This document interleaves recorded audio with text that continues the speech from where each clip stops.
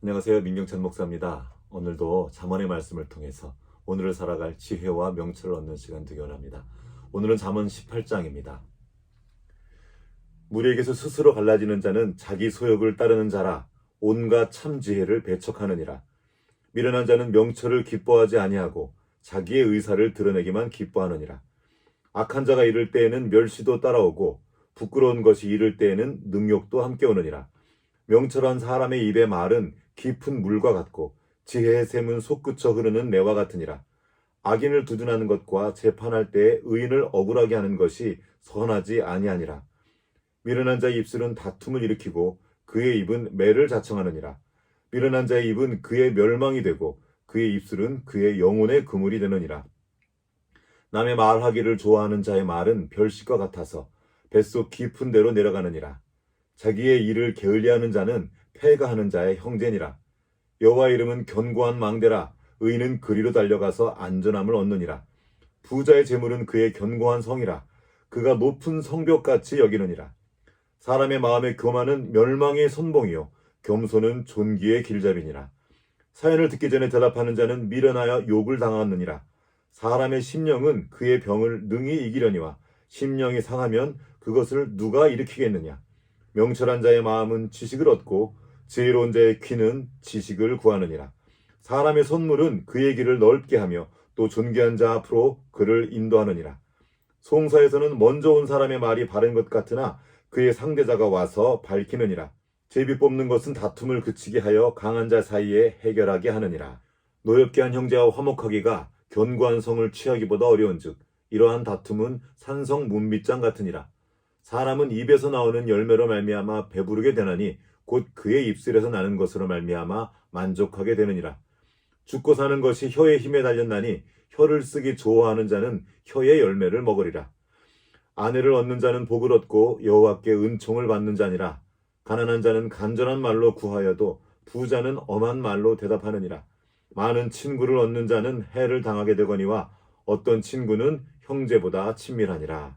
아멘. 오늘은 미련한 자의 소원이라는 제목으로 말씀을 나누겠습니다. 오늘의 잠언은 18장 1절입니다. 무리에게서 스스로 갈라지는 자는 자기의 소욕을 따르는 자라. 온갖 참 지혜를 배척하느니라. 우리는 종종 길이나 마트에서 부모에게 어떤 물건을 사달라고 떼를 쓰고 있는 아이를 발견하곤 합니다. 엄마가 아무리 설명을 해도 아이의 귀에는 엄마의 설명이 들리지 않습니다. 아이에게 지금 자기가 처한 상황을 이해하는 것은 그렇게 중요하지 않습니다. 이 아이는 지금 자기의 의사를 나타내는 것만 중요합니다. 어린아이가 이렇게 하는 것은 아직 철이 없어서 그런 것을 생각할 수 있습니다. 하지만 이런 일이 과연 어린아이만의 일일까요? 얼마나 많은 어른이 하나님 앞에서 이렇게 떼를 쓰고 있는지 모릅니다. 이런 사람을 두고 잠언은 미련한 자라고 말합니다. 18장 2절 말씀입니다. 미련한 자는 명철을 기뻐하지 아니하고 자기의 의사를 드러내기만 기뻐하느니라. 이 말씀에 나오는 명철은 영어로 understanding입니다. 즉 이해하는 것을 의미합니다. 사물의 이치를 이해하고 상황의 맥락을 이해하고 또 사람의 마음을 이해하고 공감하는 것이죠. 그러나 미련한 자는 이해하려 하지 않습니다. 다른 사람의 마음을 공감하려 하지 않습니다. 그저 자기의 의사를 드러내고 관철시키는 데만 관심이 있을 뿐입니다. 미련해서 그렇습니다. 어쩌다가 그는 이렇게 미련해졌을까요? 그것은 그가 자기 소욕을 따르려다가 온갖 참 지혜를 배척하고 있기 때문입니다. 무리에게서 스스로 갈라지는 자는 자기의 소욕을 따르는 자라. 온갖 참 지혜를 배척하느니라. 미련한 그가 온갖 참 지혜를 배척하는 것은 그가 자기의 소욕을 따르고 있기 때문입니다. 우리가 육신에 속한 이 자기 소욕을 따르고 있는 중에는 참 지혜이신 예수 그리스도를 따를 수가 없습니다. 그리스도의 영이신 성령님의 인도하심을 따르는 삶을 살 수가 없습니다. 갈라디아서 5장 17절입니다. 육체의 소욕은 성령을 거스르고 성령은 육체를 거스르나니 이 둘이 서로 대적하므로 너희가 원하는 것을 하지 못하게 하려 함이니라. 하나님은 우리 안에 소원을 두고 행하시는 분입니다. 하지만 이 소원은 우리의 육신의 소욕을 채우기 위한 소원이 아닙니다. 오히려 하나님의 기쁘신 뜻을 이루기 위한 소원입니다. 구원을 받고 예수 그리스도의 생명을 얻은 우리는 이제 하나님께서 기뻐하시는 새로운 소원을 품게 된 사람들입니다. 예를 들어 어렸을 때는 그저 자기 배 채우는 게 소원입니다. 나쁜 게 아니죠. 필요한 소원입니다. 하지만 성장하고 나면 자기 혼자만 배부른 게 아니라 주변에 있는 사람들이 함께 먹고 함께 즐거워하는 것이 소원이 됩니다.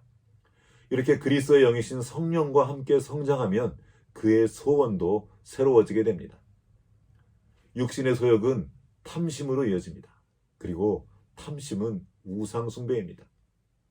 사실 우상숭배의 본질은 자기 자신을 섬기는 겁니다. 자기 배가 그의 신이 된 것이죠. 그가 섬기는 자기라는 우상은 그를 미련하게 만들고 온갖 참 지혜를 배척하게 만듭니다. 우리를 도우시고 하나 되게 하시는 성령님의 음성을 듣지 못하게 합니다. 그리고 주님께서 주신 그 물 위에서 스스로 갈라져 사망을 향해 달려가게 됩니다. 주님은 포도나무요, 우리는 가지입니다. 가지는 포도나무에 붙어 있어야 합니다. 그래야 포도 열매를 맺을 수 있죠. 우리는 참 지혜이신 주님의 몸된 교회의 지체입니다. 우리가 그 몸에 연결되어 머리이신 주님의 인도하심을 따를 때 주님께서 우리를 통해 성령의 열매를 맺으시는 거죠. 그러나 미련한 자는 머리이신 주님을 붙들지 않고 자신의 욕심을 따라 사망의 길로 달려갑니다. 골로새서에 있는 말씀입니다. 그가 본 것에 의지하여 육신의 생각을 따라 헛되이 과장하고 머리를 붙들지 아니하는지라.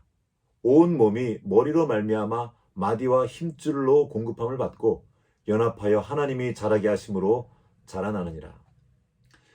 생각은 하나님께서 사람에게 주신 놀라운 선물입니다.